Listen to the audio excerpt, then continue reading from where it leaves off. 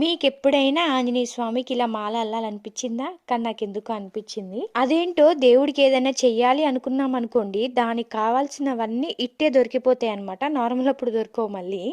నేను అనుకోవడానికి రీజన్ కూడా ఉందండో, ఈ తమలపాకులు నాకు దగ్గరలోనే అన్ని చెట్లకే కాస్తా ఉన్నాయన్నమాట. ఇక్కడ సైడ్ మా ఇంటి సైడ్ చెట్లకు ఉన్నాయి. అవి అలా కూడా తీసేసుకోవచ్చు, కానీ నాకు దొంగతనం చేయడం చేత కాదండి, దొరికిపోతాను. ఎందుకు అంత కష్టం అని చెప్పేసి అక్కడే కూర్చున్న వాళ్ళని అడిగి మరీ తెంపేసుకున్నాను. ఇంకా ఫస్ట్ ఇలా తమలపాకులు అన్ని తీసుకొచ్చి వాటర్లో మంచిగా కడిగేసాను అనమాట. తర్వాత ఒక దాంట్లో పెట్టేసుకొని, మన దగ్గర దారం అయితే ఉంటుంది కదండి, దారం సూది అయితే తీసేసుకొని ఒక 2 వరుసలు అయితే ఎక్కించుకొని ఇలా కుట్టేసుకోవాలన్నమాట.